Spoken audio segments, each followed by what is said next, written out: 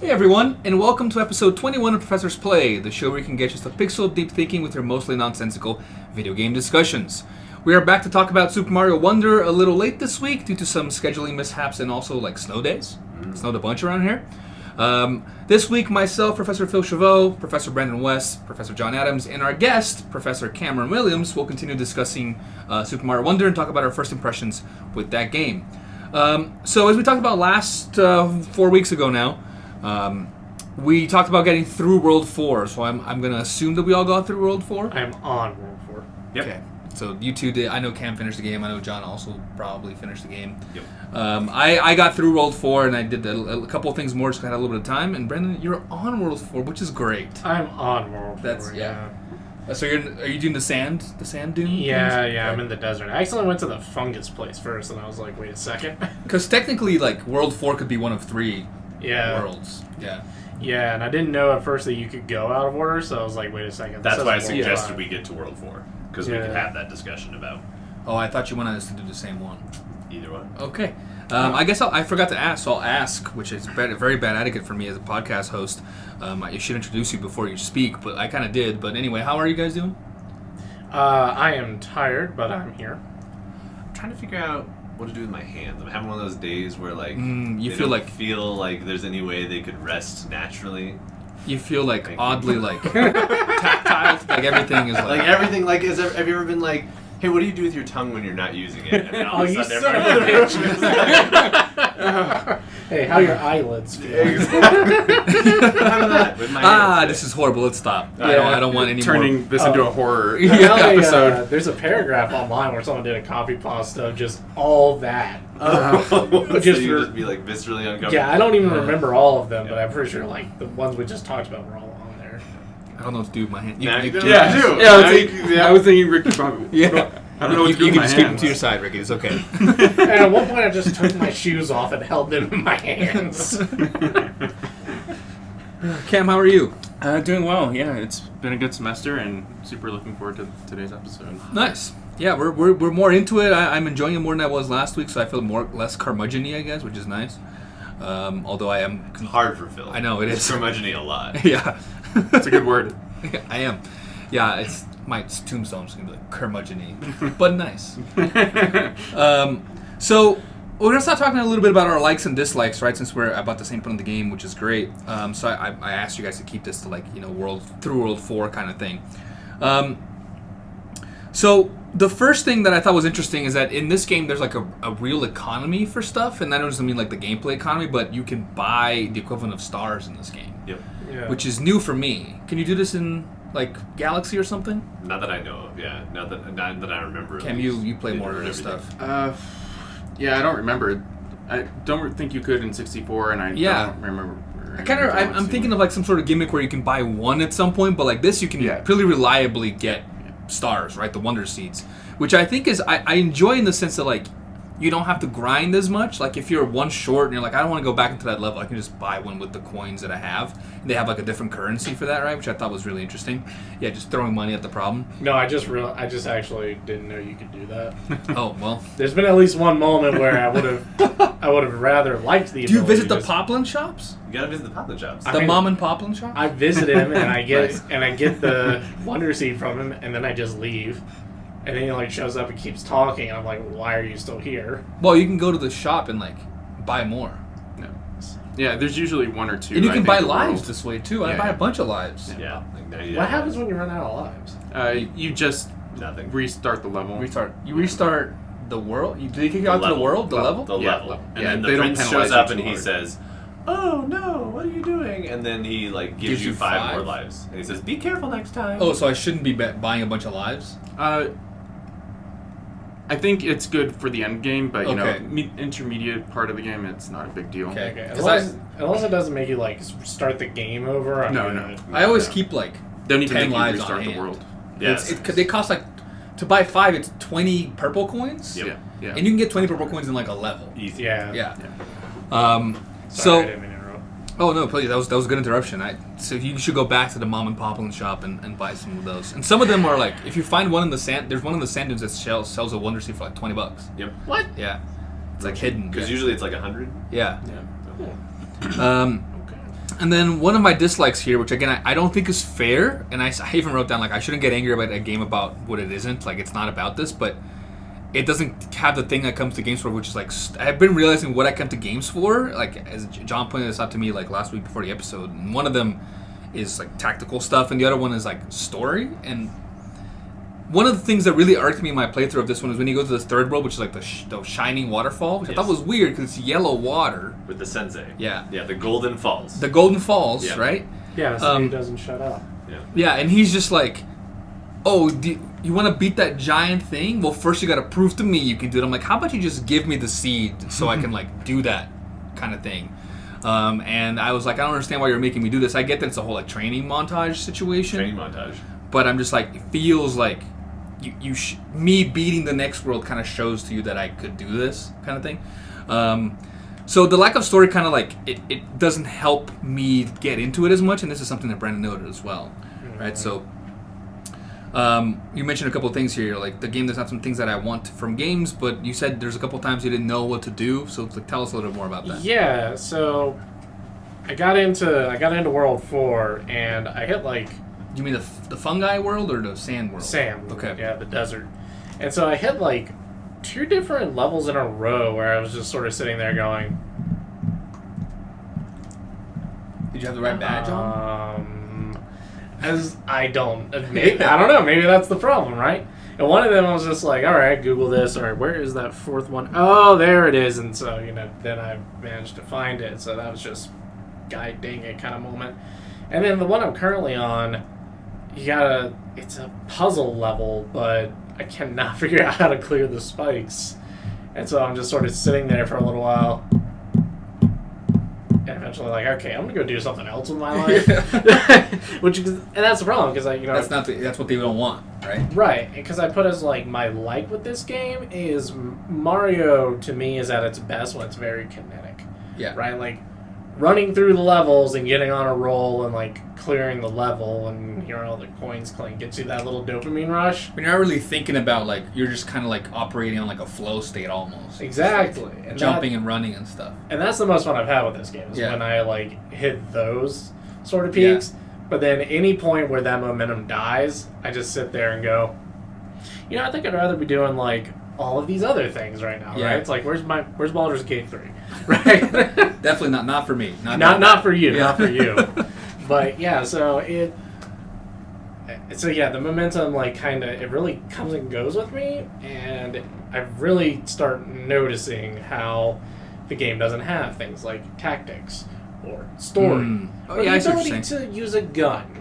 Sure, that's Pal World. They're gonna make some sort of like Mal world, and it's just gonna be Mario with guns.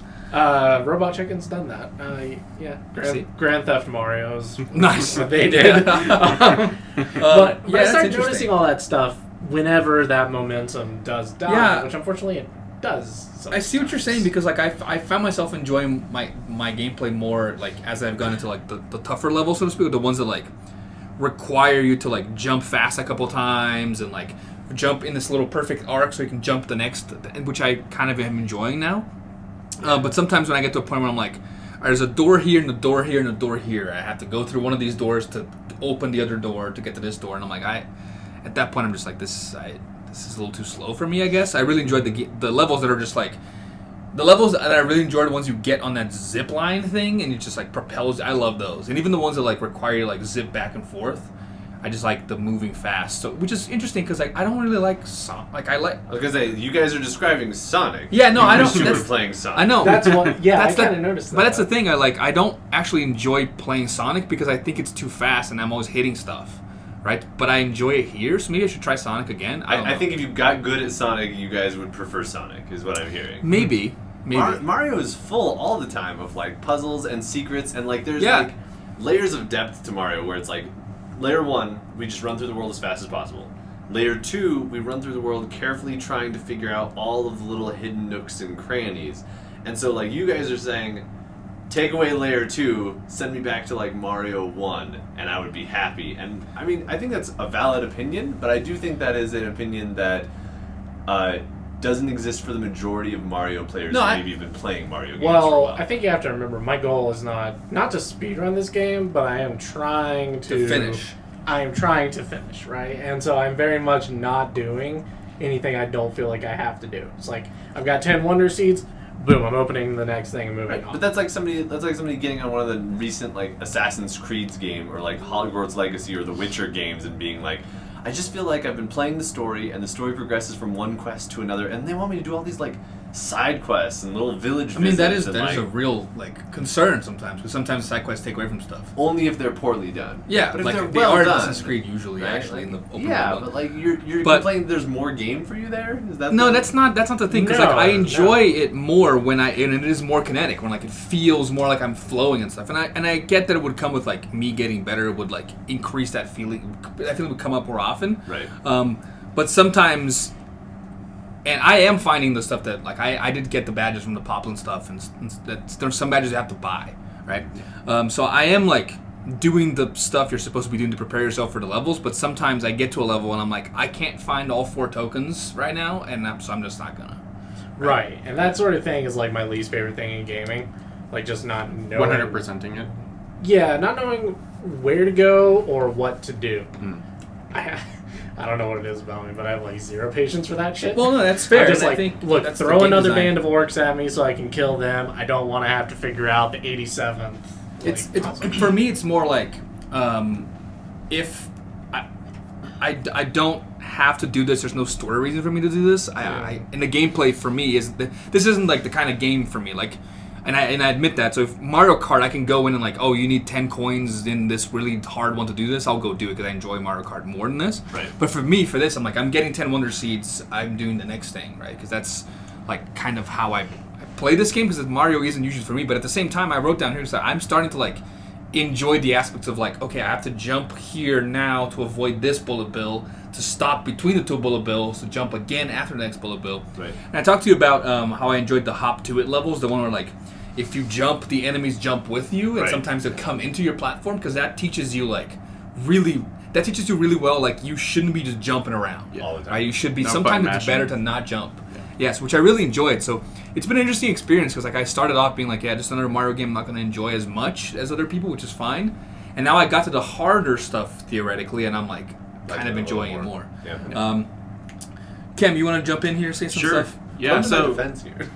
I think, the beginning of this game, I think it's definitely a lower level of difficulty than previous games, which I think kind of makes it feel a little taxing when you're trying to 100% it, because you're like, I blew through this level really easily, but now I need to go find the secret exit, and you're kind of hunting around, and it's not a very enjoyable level because it's a little simplistic. But I think that kind of flips, when you start getting into Worlds 5 and 6 and past that point, where the difficulty is ramped up. So I feel like there is more impetus to like actually 100% it because you're having a good time with it. Yeah. So you're kind of good and bad with that. I think dislike would my absolute biggest gripe with the game is they got rid of the ice flower. That was my favorite power that they introduced, and not having it, I'm just like, they have the bubble Mario, which it's kind of close. The bubble, same kind of concept, but I just really liked having ice flower power. Yeah. Like any game I played, if I've had an You keep ice the ability, ice, that was the path that I chose. I don't know, it's always been what I liked, and just been every time I'm playing, I'm like, really wish I had ice flower. I feel like the drives people on me crazy. Nintendo saw this and were like, there's one guy in Arizona that really likes ice flowers. Let's mess with him. I mean, that would actually be like the perfect prank because no one is going to believe you that the Nintendo game developers are specifically targeting you. I mean, he's played a lot of Marios. Maybe they like actually know. And I'd say other dislikes. There's some enemies that are kind of just 1 or 2 offs, which I think are kind of You mean like reskins useless. kind of thing? No. They're only appear a couple times. Yeah. Was it one. like the skedaddles? Is that what they Yeah. are? Yeah, they only show up a few times, and it Where's just the kind of skedaddles? dive bombing birds. Only show up in one level. Roberts. Yeah, the That one's- Roberts, yeah. Yeah. There's I think a little too much enemy variation. What are the skedaddles? I think the ones that will like run across and then they like really run fast. into something and then they can't do anything else and they shoot seeds or something Oh, at the you. ones that are like scared of you. Yeah. Yeah. Like Yeah. I feel like there's just a little too much enemy variation that it feels a little gimmicky. Like just something to kind of make a level slightly annoying. Yeah, that's fair. It's like, how do we make this level different? It's like, oh, we put an enemy we're not going to use again in here, basically. Yeah, that's interesting. Yeah, I just to one thing I wanted to clarify is like that it's not necessarily the 100%ing thing that like I don't want to do. It's more like it's the reason I was telling you and Ashley, one of our colleagues here, that I don't want to start Hogwarts Legacy right now because I don't have the time to get as into it as I want, right?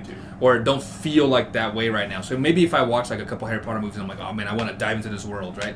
It's the reason I stopped playing Ghost of Tsushima. It's because it's an amazing game, but I was like, there's so many side quests that I want to do, but right now I'm not in the side questy mood kind of thing. So I dropped it because I was like, I'll come back to this when this is what I want. This is the only thing I want to do. Immersion into this Yeah. world. Right, but that's different than what Brandon's saying. And what Brandon is saying is he doesn't like having to search or hunt or work for things in games, which I would understand. I don't like that either. Brandon came from like Gen Z. Okay. But like we were raised in the 90s, guys. Like hunting around in the game for hours to find the one piece of dialogue that'll move forward the quest. But that's why I played innate. FIFA in the 90s, man. Yeah, you say this like I didn't hate that back in the 90s. Yeah. The game design has come a long way. Like I was actually reading about this. Do you know why in a lot of old games they'll repeat, like when you get to a new town, they'll repeat the same thing that someone said once, like literally word for word? Because there's no menus where you can go back and like check what someone said. There's no quest menus. There's nothing like that. So that's the one time you're gonna hear this thing again. Yeah, and I remember that. Like you press A and you wouldn't write it down. You'd be like, "Crap, that's it," and then you just had to like search or find on the internet.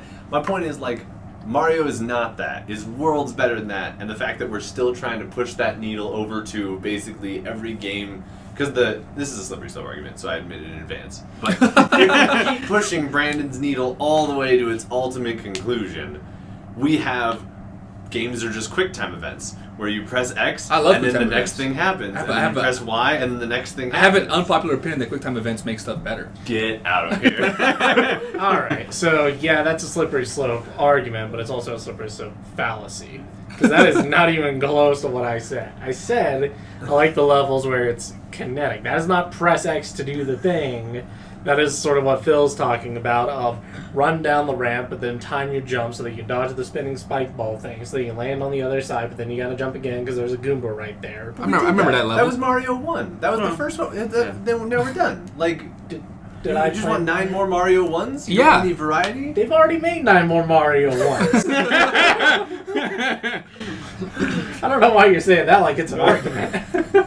And I feel like a lot of the advanced worlds in pretty much all the mainline Mario games have been that way, where Yeah. it's timed jumps and stuff like that. So it's Landing on the still right very pixel, much basically. there. Yeah. And you have 2 seconds to make this thing and also do this other action at the same time. So it's still there throughout, It's but like- it takes a while for that to kick in on this game. I feel which like that's makes it a little sometimes sidetracked. in like the older games made me frustrated because there's some things that you find out in this game that happened. I was talking to Cam about this like a few weeks ago, but like you'll like, oh, I have to jump here, like you die right now, like, oh, I have to jump to time to like avoid this thing. Right. And then when you get to the next platform, there's like a Goomba just sitting there, so you land on it, so you like land next to it and it kills you, and you're like, oh.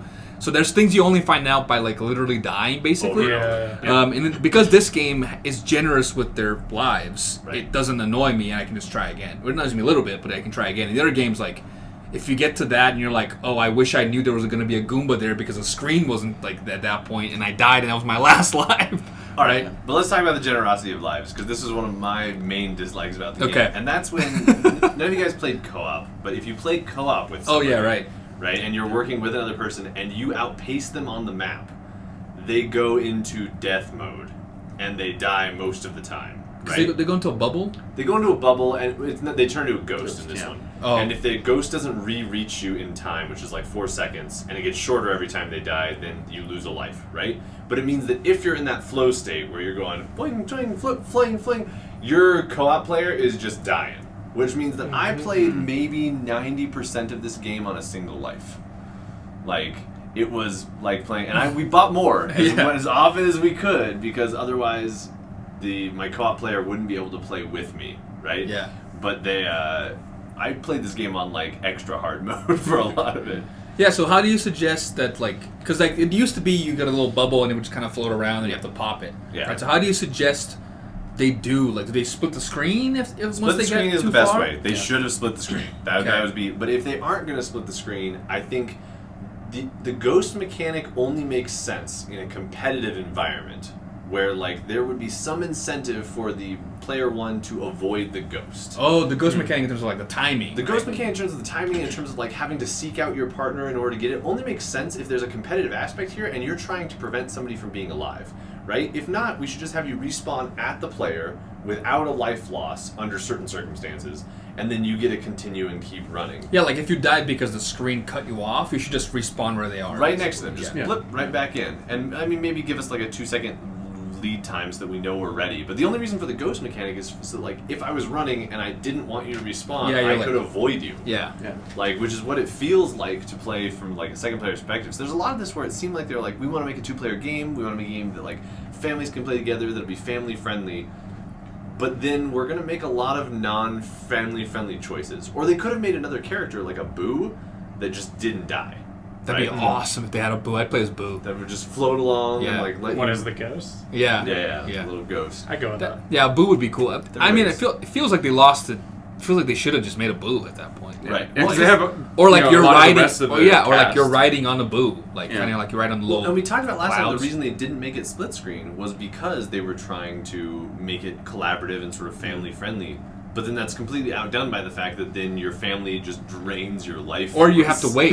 Or you have to wait. Or you have to Yeah. wait for them and go like at their pace. Yeah. Which at the later levels, impossible. impossible. Yeah. Because you have time stuff. Because you Yeah. have time stuff and Yeah. you have time jump. And unless you're all playing at that level, you're gonna keep Yeah. moving forward. Yeah, the cooperative, especially final level, it's not going to happen if you are not playing at the same level. Like if you're trying to play that level cooperative, like with a kid, Right. their dexterity is not at the level that it Yeah. needs to be to get through that level. So it's Yeah, not just going to be give a them good time ghost. for them. Yeah, just Give them a ghost. Because we already said we're going to differentiate characters, and some characters are going to be easier. But those easy characters oftentimes aren't easy enough. Yeah, or even have to like a make co-op big badge. difference. Like if you die, you don't take away lives or There something. you go. Yeah, that'd be that'd be amazing. Yeah. Yeah. So yeah, again, it feels like we talked about this last week with accessibility and approachability. Nintendo, like, they'll take like a tiny Step forward. in that direction, but then Yeah. they like do stuff that actively like not mitigates, that's the wrong word, but like negates that step where it's like, okay, cool, co-op, we don't crash into each other anymore, we don't throw each other into the lava, right? But also when you die, you like don't respawn, you're a ghost and it's hard to come back, basically. Well, it's like when they walk downstairs to their game testing lab. They're like, all right, we're done with this. We're going to ask you guys to test this game. Who's our game testers? And it's all like 18 to 24-year-old males that have been playing Mario for a while. And Yeah. they're like, this is how people would play this together. They would all jump together and work in coordination as college students. And you're like, you need some like 4-year-olds and some like old grandmothers who have never played video games in your game testing pool here. Yeah. That's interesting because I feel like there is really a push for co-op here, and the reason they don't use the bubble anymore because when they had the bubble, people would like wait until you were on top of a lava pit and like pop you on purpose, right? I assume that they got rid of it because you can basically just float throughout the level, which is without really doing anything. But that's better, I think, than just draining lives while Yeah. still floating through the level. Yeah, true. Yeah. So I think that's the thing. I think they wanted to avoid that, but then like maybe that's the thing. Maybe like They didn't have solve something it. where like you have to die 4 times for this to kick in or something like that. 'Cause, Right. like clearly you can't go through here, Yeah. right? So maybe you need this help kind of thing. Yeah. So John, that was a dislike, which is a fair one and an interesting one. So let's hear your like. My like is the Wonder Flowers. You're The wrong. Wonder Flowers No, I'm are kidding. amazing. They're Talk about the Wonder so Flowers. good. So, the Wonder Flowers are this mechanic in the game that you get a flower that you find somewhere in the level. Sometimes they're hidden, and sometimes they're just like right at the beginning of the level or right out front. And the Wonder Flower changes the level. So, not to get into allegories here, but we were in the Mushroom Kingdom, and we were all using mushrooms, and now we're using like flowers. There's some heavy drug metaphor going on because the entire level changes to become like psychedelic usually, and then something cool happens. So like sometimes Cool. cool, always cool. Usually. Yeah, sometimes like if there's like a little like tiny dragon on the level, it grows into a giant dragon, then you like ride it through the level. One time like you jump up into space and there's like space hippos and you're floating around. That was a really cool one. And one of our favorites. One of my favorites, you turn into a Goomba and have to like avoid. That one's beautiful. That one's fantastic. So much fun. Yeah. And so what it does is it really like changes the nature of the game. And the cool part is that in most of the levels, 90%, you can avoid the Wonder Flower and just play regular Mario. So it's another one of those things that like, when I'm asking like, do you guys not like more game? Like you basically have turned every one level into 2 levels. I'd say 1.5. 1.5 with Yeah. an optional halfway point to do a completely different kind of Mario, and usually that kind of Mario is not the runny, jumpy, flow state Mario. It's something different. It's like a stealth mission or an action sequence or a like find your way up through a maze somehow or a puzzle. Yeah. So avoiding enemies. Yeah, I enjoy the Wonder Flowers kind of. So let's talk. Like they're a mechanic that like they like John was saying, like they're hidden or you have to like find them somehow and like activate them, right? So originally when they were making Super Mario Wonder, they were gonna put Wonder Flowers in some stages, and then one of the higher ups walks past basically, and he's like, you have to do that for every level because it looks too cool not to do it for every level. Basically. I love that guy. That's my guy. Right. So yeah, this is by the way, there's interviews on the production of the game that they talk about this, right? So. However, that to me, that's how it feels. It doesn't. To me, it feels like they had some levels planned where they were like, you know how cool it's going to be, really cool when this happens, and we're going to plan the whole level around this happening. Right. And some levels are more like, oh crap, we got to go back to that level and find something we can put in there that's wonderful, right? And to me, that's how like I'm gonna say 30% of them feel like they were well thought out, and the rest of them feel like they put them in there. It's like 60%. Not to 60%. I would What do say you it's heavily skewed that way in the first handful of worlds. You mean They're the way much that, more like- intentional towards the end of the Fair. game, but Yeah. at the beginning, there were some where it's very obvious that was the goal of the level. But then some of the other levels, it feels like, they realized this is a really cool mechanic, and then they just kind of did something. Yeah. Especially, when you're, on the plateau. Is it the plateau at the very beginning? The first few levels, they're just kind of introducing the mechanic. Yeah. They're not very... like sing a song. Yeah, that one's one of my favorite ones. I like that one's cute. You but said there's there's a a better one. version of that later. They introduced it, and the first few are not as wonderful. I guess. Well, that's because if you're playing, and it makes sense. Like, remember this game. Like, if you're playing and you've never played a Mario game, they're letting you have time to learn Mario. No, I agree. games It makes sense. Or but they create new games. And I agree, and it makes sense also that most intentional ones would be later because they have. When you're developing these games and you're one of these developers, you want to make things that are complex and require timing. And like, if someone tells you like, "Hey, you can put something in here that gives you another half level to work with, Right. and it can be as weird as you want," these developers are going to go crazy. So that makes sense. That the beginning ones, they're more like not just subdued, but also like less intentional because they're like, we have to do something more simple here. Right. And to me, those just feel like you're giving me stuff to do for the sake of stuff to do. It feels like a Harvest Moon side quest. To show that I agree with you to some extent, my least favorite Wonder Flower is there's one in the castle that just slightly speeds up and slows down time randomly. And that one does just feel like somebody was like, "Good, we have to do something. I don't know, speed up level and then slow it down randomly to make it like a little more difficult." The one to me that I don't remember most of them. That's what I wrote down. Like my dislike was basically like I think the Wonder Flowers feel gimmicky. I think there's a few of them that feel awesome, like the Goomba one, which I'll talk about here in a second. But most of them just feel like here's more stuff for the sake of more stuff, not because it's actually like helping, like intentionally helping with the game or making the game more fun. But the one that I felt that way for the first time was like, man, this is actively making me not want to get this flower. Is the one where you become like a 12-foot tall sausage Mario. Yeah. Hot dog Mario, and you have to like walk And shrink yourself. And like you're in the background of stuff, and Yes. sometimes you're in the foreground of stuff because it's all shadows. And I was like, this is making me less happy about this game. Like that one. But that's a really cool level, I think. But the Wonder Flower, Wonder Seed aspect to it is a little annoying, just because you're trying, especially if you're trying to 100% it, finding some of those purple coins is kind of annoying. Yeah, because you're literally in the dark. You're shadows, right? But like that's one of those where like the game has changed to try something new, to not be a Mario game, and it's become a puzzle hunting, like a hidden item finding game. And it's taking you more time because you still want to play Mario. Well, but it's not the taking time. I just felt it was frustrating to like try to find things in shadows, and also like I didn't think it was really intuitive the way that Hot Dog Mario worked. I agree, and I'm saying that on a first playthrough, I understand why that would annoy you, but that level's not made for a first playthrough. No. That level is made yeah. to make. Then that's the thing the Wonder Flowers do really well. The ones that are more hard or complex make you want to go back and replay a Mario. Whereas if it was no Wonder Flower, They're supposed to make you want to go they're back. supposed to make you want to go back. They don't make me, but That's they're fair. supposed to. Yeah. If I you were a don't person think that so. likes to hunt for secrets, But that level would be. I will say the cool. Goomba one, which this is so we can get to like our favorite Wonder Flowers yet. I'm going to start. The Goomba one is beautiful because you become a Goomba, so you're basically a Goomba with a hat, with a little Mario hat, right?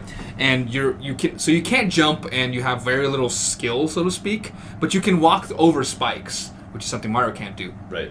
So in this level, you have to avoid the Maw-Maws, which are freaking terrifying.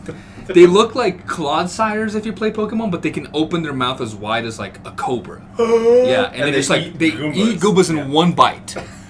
So they're coming for you basically because you're a Goomba now, right? So you have to like walk behind the scenery in like shrubbery and avoid them as they go by because you can't kill them. You're a Goomba. It's a classic stealth mission. It becomes a stealth mission and a good one. Like 2D stealth games should look at this and be like, "Wow, we should make games like this." Yeah. Right? I'm like, man, maybe I want to play 2D stealth games because that was really fun. Yeah, that was great. Right? So I enjoyed not only like becoming the Goomba, which is like a fun thing, but also the gameplay itself was like the timing of the platforms was interesting. Yeah. The way the Maw-Maws walk around the level, you can actually like get on the platform and like get them to chase you into like the pits. Yep. And like it makes everything else easier for you.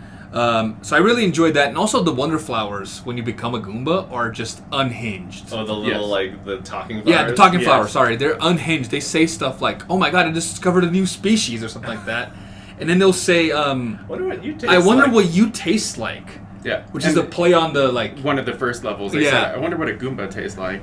So it was Yeah, and I remember I heard that, a little crazy. and I just thought, wait, what? Because I was hiding behind a tree, so I was safe. But I had to wait for the mama to go back and forth because I was just considering what had just been said about me. Yeah. I think that was about the time when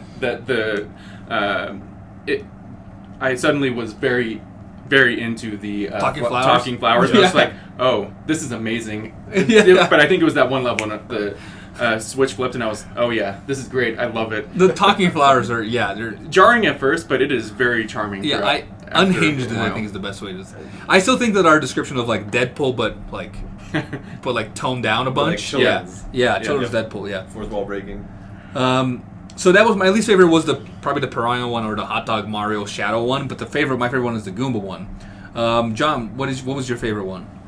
So I'm always a sucker for like boulder levels, like where they release a giant boulder and you have to like run and keep a certain pace because Yeah. it forces like a timed aspect to it. But I really did like the Bull Rush level. Took me a lot of tries to beat it. You get the Wonder Flower and this train of what can only be described as like 8 buffalo run in unison and begin to fly through the stars. Yeah. And your job is to like stay on their back as the poison rises up the level so that you can escape poison tsunamis on the back of a star buffalo train. Which again, heavy drug metaphor. And there's a bunch of stuff on top of those because the buffaloes will like ebb and flow up and down. Yes. So you have to be on the right buffalo to get like Yes. the seeds and the stars and it's the great. It's coins really and fun. stuff. Yeah. Yeah. What was your least favorite? I think the speed up slow down. Yeah. It wasn't doing anything. It was just annoying me for the sake of annoying. All it did was make me take the whole level slower and not in like a good way where I was finding stuff or doing new things. It didn't feel kinetic anymore. It didn't feel Yeah. kinetic. Yeah. So that one was the one. I agree with you. It ruined the kinetic nature of Mario. That one. Yeah. So John's got one solid take for this entire game. Yeah, I would say that was probably my least favorite. The as slow well. up, speed down?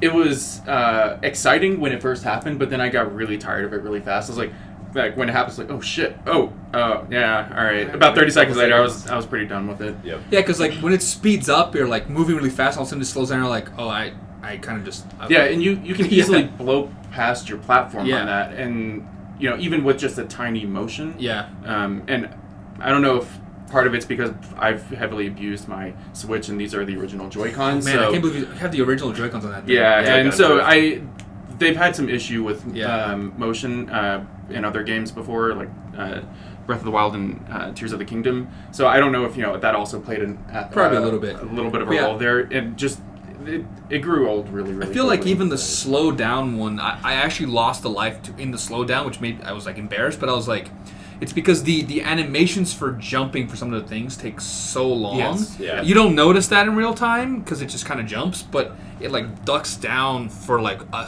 second and a half, Right. and then it pauses and then it jumps, and I didn't realize that it Yeah. did all of that before it jumped, Yeah. and that kind of threw me off, which I guess is what they're trying to do, but it wasn't fun. Yeah. Yeah. It is. What is kind of cool about that, though, is you do get to see some of the mechanics Yes. of how the jumping works. It is really cool, yeah. But it, other than that, Yeah, there's no slowdown is frame not- skip, right? There's Yeah. an intentionality in every single frame of every enemy and stuff like that, which is interesting. Just appreciate Um, the animation. What was Yeah. your favorite Wonderfire, Brandon? I'm trying to think. I don't know that I actually have a favorite. I definitely have a least favorite, but most of them are kind of on the same level of enjoyable for What was me. your least favorite? My least favorite was definitely the one where you actually had to get the Wonder Flower and do the secret level in order to move on. Yeah, which one is this one? I don't know. I believe it was in the. I believe it was in the falls. Okay. There's Oh. a few of them where like the Wonder Flower hides the actual way out of the level. Yeah. Oh. Yeah, because Yeah. the little sensei dude. Sorry, go ahead. Yeah, go ahead. Yeah. The little sensei dude would pop up and be like, "Oh no, you didn't get the true ending of the level," and I'm like, "F you," because I cleared this stupid level I You're gonna- 3 times. You're gonna really dislike the fungus level when you get there, because the fungus level is all those. There's a series of secret ruins, and every ruin has Yes. a hidden exit, and you can only move forward when you get the hidden exit. Yeah, That and sucks. I think there's one level that has 3 exits, if I'm Yeah. not mistaken. And only one of them is the true one? No, there's like a There's no, two true exits, and I think one's just a seed exit. But I think 2 of them are accessible through a Wonder Seed Yeah. only. But one of them is really easy to miss, and it took me multiple playthroughs to catch. I was supposed to do a certain jump at Yeah. one point and not another. Yeah. And you end up like going, I think, to the very top of the world or something like that, and then kind of jumping over Interesting. it. So if into you the missed back that end. one, there's Yeah. a badge they give you later on called a hidden item badge that like blinks whenever you're near a secret to help you find those secrets. I like that badge. Yeah, they give it to you in that world Yeah. because you have to like find those, and without that badge, you will miss things. Okay. I hate it already. Yeah, I figured I- that's gonna be your it's- least favorite world. Yeah, it's a really cool and well-designed world, but it is frustrating. It to is put it- for secret hunter Yeah. enjoyers. Yeah. Well, Interesting. that's the thing. I'm okay with secrets. I'm okay with there being multiple. Quiet. I'm okay with there being multiple ways out of levels. What I didn't like was that suddenly, after I'm on this like World 3, they're like, "Oh no, you didn't find the secret level," and I'm like, "Well, yeah, because those are optional." It's like, "Well, no, they're not. Not here. Yeah. That I do believe that really there. annoyed me. What is it? I think it's in the magma world. You can't proceed past certain points if you have not done some of the secret exits in the previous worlds. Yep. Which was an interesting. You had to you found that out and you're like, oh. Yeah. I was like, how am I missing things? And I look at the map, and you can just see some of the magma, and then it's blacked out elsewhere. And I'm like, I can't get to these. And then it occurred to me, I need to go back. Yeah. So So the thing that is going to, which brings us to talk about another mechanic, but the thing that it does offset this a little bit is that the Wonder Seeds allow for a really interesting mechanic where you don't have to do everything to finish the game, right? You mean the You Wonder only- Seeds as like Seeds. stars? You know, as stars. As 'Cause currency? you only need like Yeah. 10. Certain amount. Yeah. And so you can beat this world doing probably half of the maps, especially if you get 2 Wonder Seeds or 3 on the other ones. Yeah. And that helps a lot. So like if you don't feel like doing the other half of the lava world, you can get through the lava world Yeah. without doing the other Yeah. half, right? Which is Yeah, that's the I think thing. it's a Like, cool change. Yeah. they're, I think they're much more generous with like the stars, right? Yeah. Because like, part of why I would drop off of like Mario 64, which I never like. I never finished it the right way. I've like glitched into finishing it, but like I never got all the stars and like. Didn't get Yoshi. Yeah, no, I never did all that kind of stuff because at one point it just becomes of like you're missing 4 stars. Yeah. Go find them, and I'm like, dude, I've looked every nook and cranny of this Yeah. world. I don't want to look into this anymore. Or I feel like the difficulty spike is a little too high in the sense of like I could do this if I practice more, but I don't want to. And this game in gives this you- game, I think it's really good at being like. Some of these things you can do optionally that are going to be harder, and you can like try it if you want to do all this stuff. You can find all the secrets, but you don't have to because you can buy wonder flowers. Right. If anything, you can replay levels just to get coins. Which is interesting. Buy 'cause, wonder seeds. Like from a pixel of depth perspective, it introduces a concept called like non-linearity in level design, not in story progression because you still are progressing in a fairly linear manner, but in difficulty. Because even from World 1, there are levels that Oh, yeah, I really wanna talk belong about in this, like yeah. World 5. Yeah. And in World 5, there are levels that are easy, that are just in World 1. That's never happened in a Mario game before. True. So Yeah, in true, past yeah. Mario games, the games would slowly scaffold, and you might have a little bit of difficulty variation, but they would, for the most part, stay on a, Yeah. if Yeah. you did a linear Increasing. regression, Yeah. it would show a straight line. This game doesn't do that. This No, game yeah. allows for like severe changes in difficulty because they know that you don't have to beat every level. Yeah, Like, and what's you don't do they World have an interesting mechanic for this that you brought up in here in the our note sheet is they have a star mechanic. They have a right? rating system. They have a rating Yeah. system. Yeah. So it tells you like is it 5 or 4 to max? 4 stars, yeah. 4's the max? Well, No, no, 5. 5. Five's the max. But there are only a handful of Yeah. 5-star levels. So it's like 1 to 5, and basically you can get to like World 4 and be like these are 2s. That one's a 4, and I'm like, all right, I'm gonna do the 2s first. Yep. If I still need a wonder seed, I'll go to the 4-star rating Yeah. one, right? Yeah. But I usually avoid it. I remember in World 1 there is like a cap challenge or something like that that's 4 rated, and I tried it a yeah. couple times and I was like, I can't do this, and I got out of it and I was like, oh, that is supposed to be like weirdly hard. Yeah. Yeah. I think it's one of the.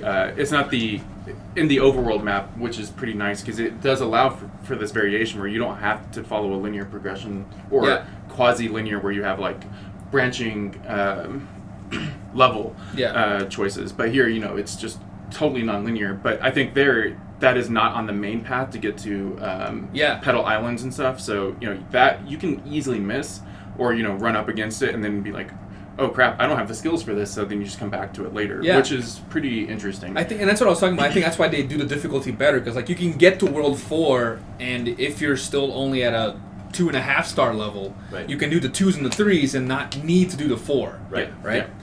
Whereas before, if you get to World 4, you're supposed to be at like a 3.5 in terms of difficulty level, and you're only at a 2.5. You're gonna bang your head at that a lot. Yeah, Well, and then just constantly die over Yeah. and over again, and then this game also saves you from that pattern. Well, and like in Super Mario 3, so I've played through Super Mario 3 with another partner, but the problem with Super Mario 3 is that you reach a point in that game where one of the players cannot play.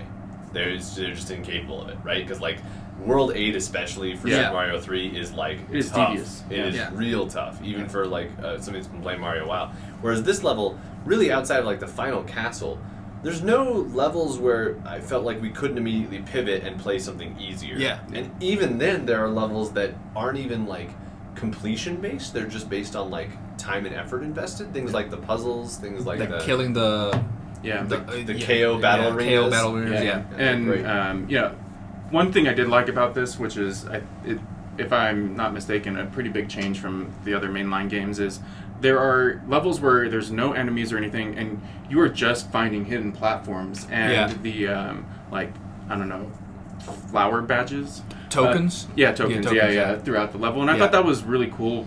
A couple of them frustrated the hell out of me. Yeah. Like it took 2 or 3 hours for one of them because I was just punching in the exact wrong spot over and over again.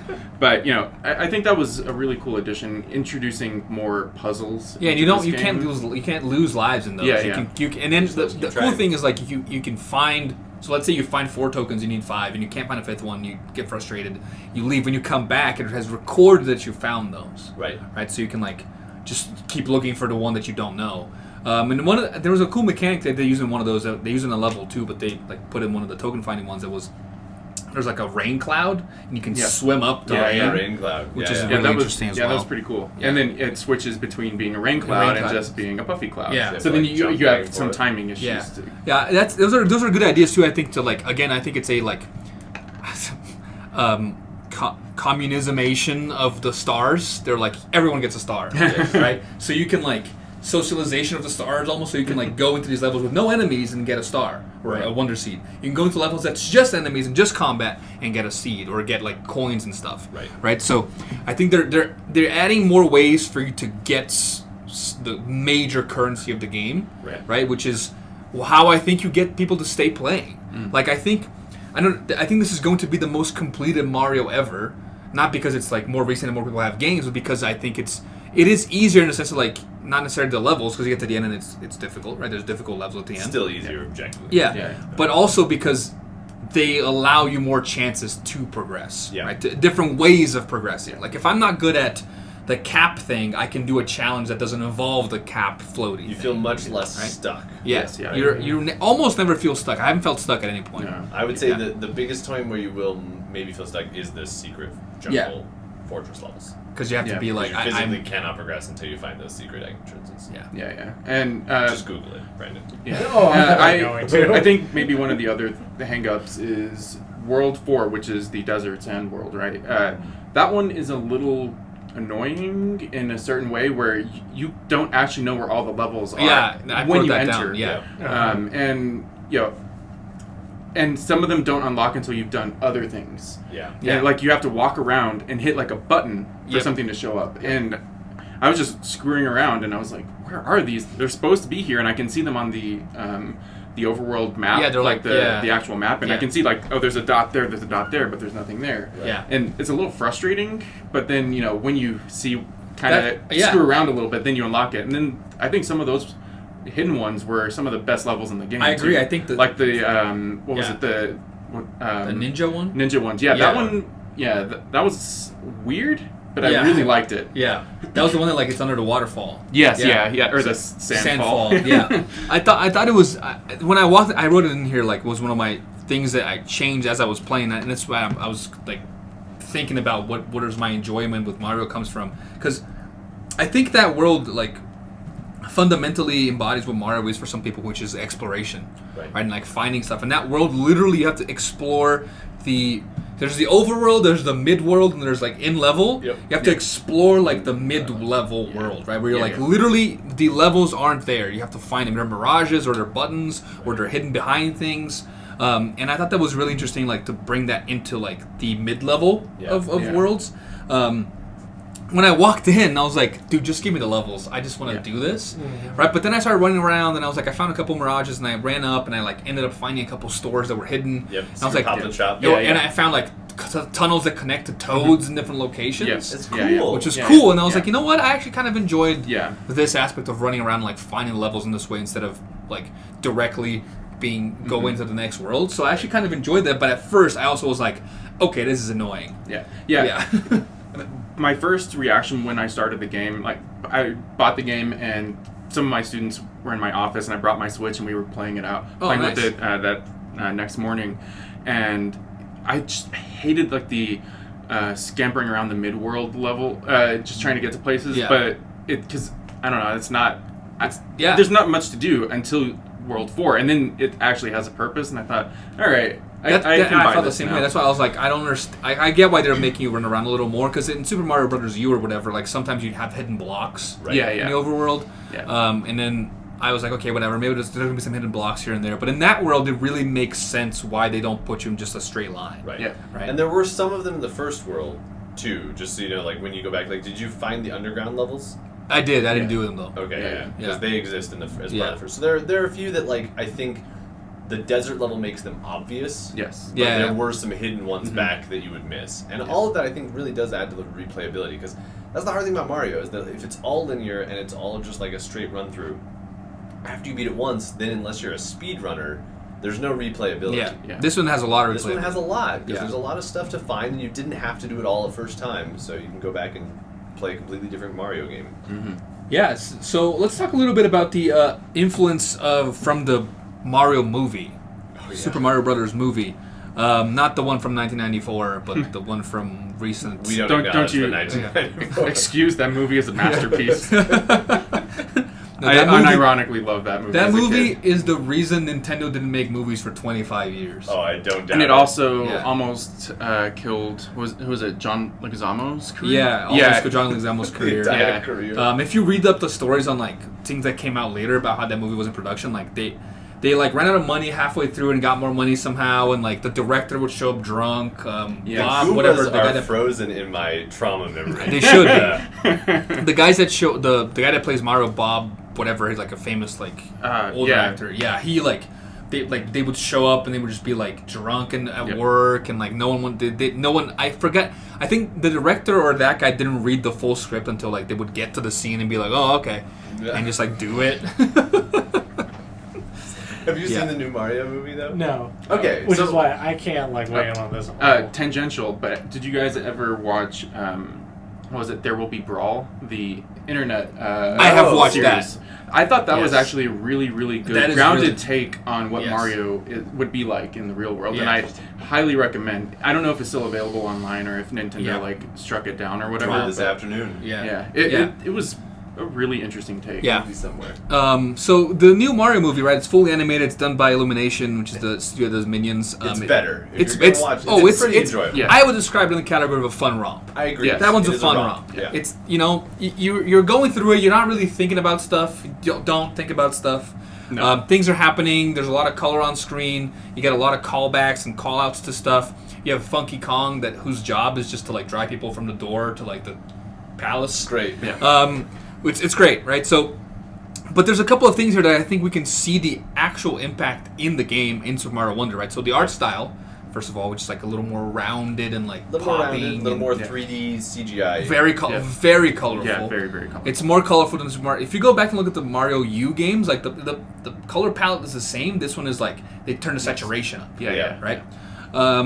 And you get some of the humor you get in that movie. You get from the flowers in this one, And right? it's a distinct change. So like one of the things, if we think about old Mario, especially Mario conceived in like Mario 1 and maybe 3, Mario is like a traditional hero figure, right? So he is there to save the day. Princess Peach has been captured. He goes to save Princess Peach. All of the Toads take him very seriously. They're like, thank you, you're here. We're sorry the princess is in another castle, but like, it's Keep done. going, yeah. Keep going, you're doing great. And then when you save Princess Peach, she's like, thank you.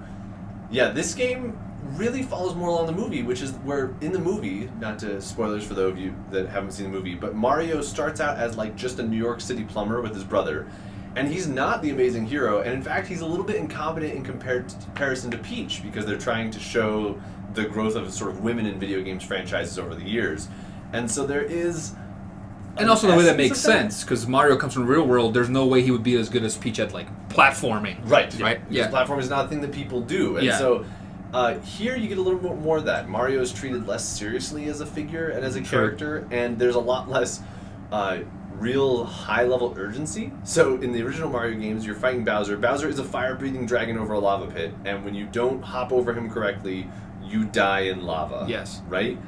In this Mario game, Bowser's big goal is to throw like the world's biggest rock concert. Yeah, just like, and he's more of a Jack Black Bowser, It's right? very Where he's like like a Jack Black Bowser. he's mean, but he's doing this because he like loves Peach, and he thinks that this is gonna win her heart somehow. Yeah, and right? he's like wants to be like a cool guy, and he wants everybody to like him. Yeah. He's not a dragon anymore. No. Right? He's a turtle, He's a turtle Yeah. that just really wants to be loved and appreciated. and he thinks that the way to do that is by conquering. Yeah. Yeah, by Subjugating. like breaking in and like stealing people's stuff.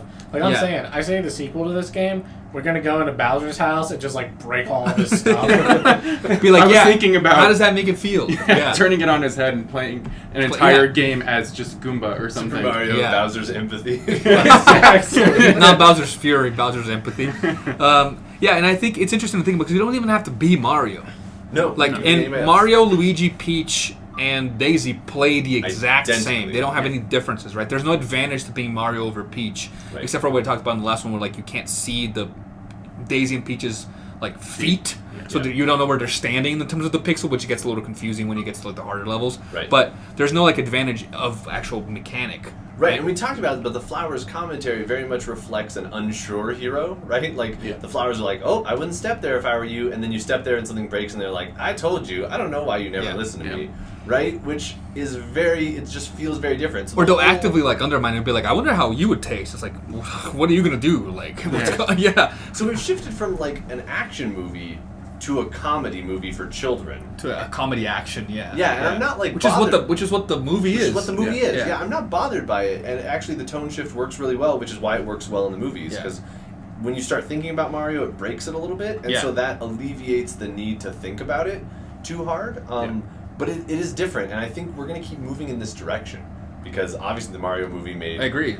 billions of dollars. They're definitely making a second one. They're making a second Oh, one, yeah. and the other games are going to They're respond making to DK this as well. spin-offs, Yoshi spin-offs. So I think we're going to see Mario shift from being somebody that... I think if we went back to very old Mario, you would have put him in the same category as, like, Lara Croft. Yeah. If we're going back to, like, arcade video game You consoles. tried to, at least, right? And Lara Croft has moved into full action hero. Yeah. And Mario has moved into comedy. You would put Mario next to the Minions now. Yeah, which, I mean, the Illumination did make... Minions as And well.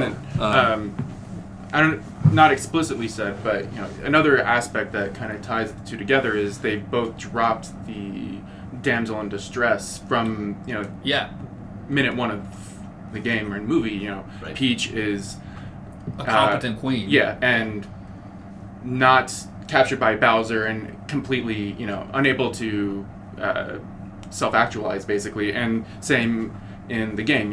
She is. It's not Peach you're trying to save. It's a castle. Yeah. So it's the kingdom, which is really interesting. And in the game even more so because you can use Peach to save the kingdom, right? You can be Peach. Yeah. Well, and it's meant to be like that. Who saves the kingdom doesn't matter in this one. It's not important, and it's just that the kingdom gets saved, and it's really interesting. Not to get too full-on English professor here, please but do. It's Professor's Play. It's the place to do it. Exactly. Yeah. Like, if we're going to talk about this in terms of change, we've shifted from a hero narrative where the hero goes and saves the queen to a almost ecological narrative where the villain is somebody that wants to impose their ecological will upon this kingdom, because we have a kingdom of flowers, of beautiful pastures and waterfalls. And what does Bowser's villainy look like? It looks like smog and industrialization and pollution. And our goal isn't to save the princess anymore, it's to stop a single figure from wresting control ecologically over the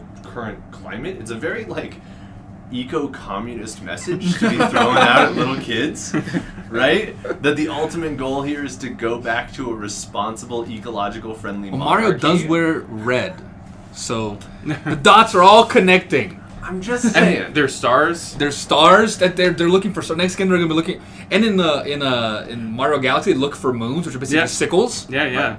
Because we've got a huge problem here, though, in that the villain is represented by rock and roll, and yet the hero is over here doing all the drugs. It's true, but the hero's trying to bring down rock and roll, just like the communists. Because rock and roll's been bought out by, by the industry. No, it's a really interesting move, because traditionally in dragons, especially in mythological texts, the purpose of a dragon is to guard something sacred that the dragon themselves cannot use, right? So dragons capture gold, but they don't spend any of it. Dragons capture virgins and princesses, but they don't consume, right? To put it nicely, right? They don't do this. Dragons hoard things. They go to kingdom or a castle, but they're not actually taking care of it. They're letting it fall into ruin, right? Bowser's, again, not a dragon. He's not doing this anymore. He's not consuming anything outside of his own kingdoms and peoples. He's just taking over the environment and contorting it to his will. He's like a Jeff Bezos type character, right? And Mario's job is to say no and restore the whole land back to monarchy. Back to some sort of not, what's the word I'm looking for here? Feudal monarchy. Feudal monarchy, but an ecologically friendly monarchy. It's a very return to the old ways, which is both ecologically progressive and very conservative. Way conservative. Back a couple of steps conservative. And maybe that's why the message works so well, because it's ultimately unoffensive. Because that's why they're trying to move away from the Princess Peach message, right? They're trying to say no, women can be heroes too.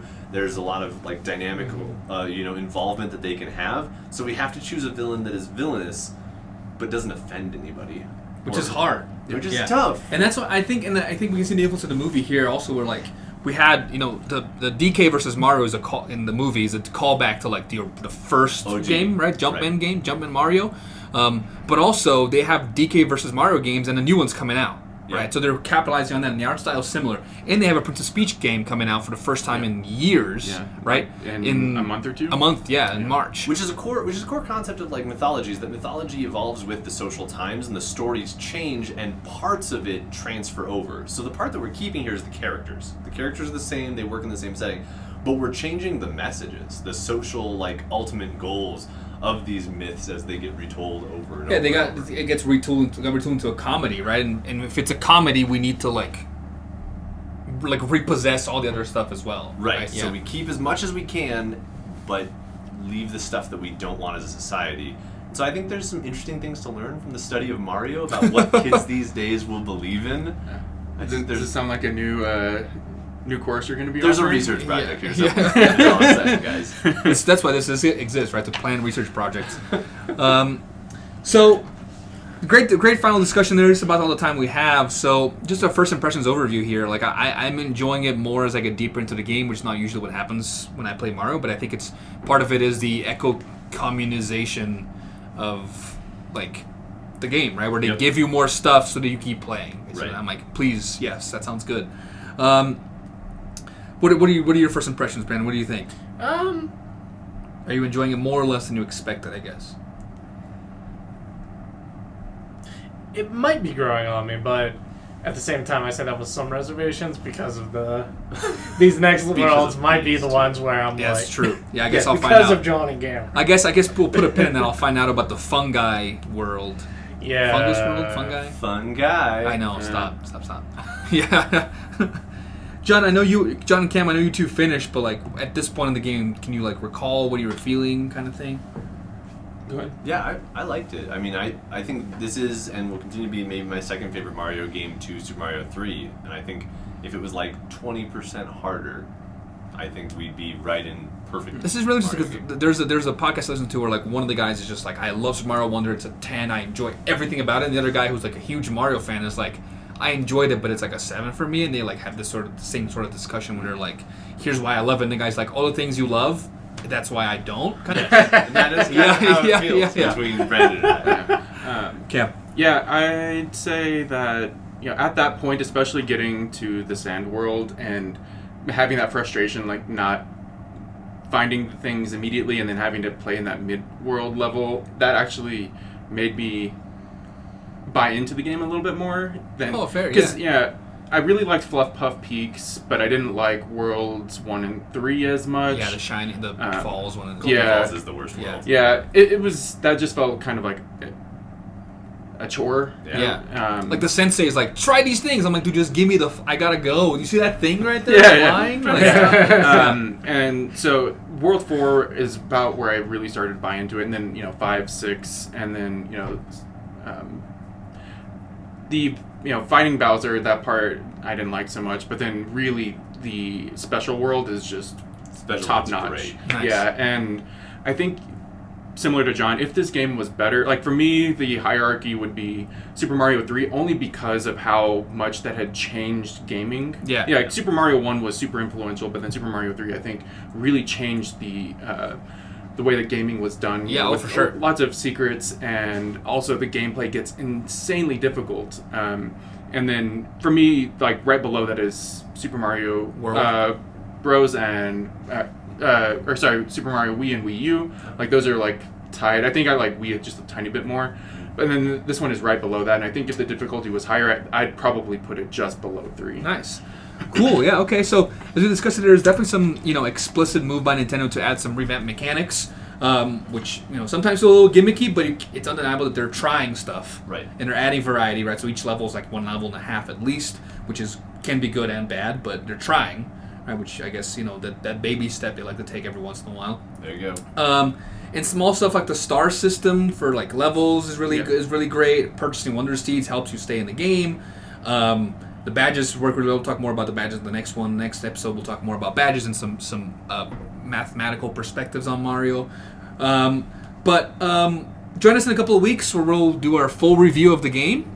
So for now, I'm Professor Phil Chavot. He's Professor Brandon West. He's Professor Jonathan Adams. And he's Professor Cameron Williams. And we'll see you in a couple of weeks with our full spoiler review of Super Mario Wonder. Thanks, guys. See you then.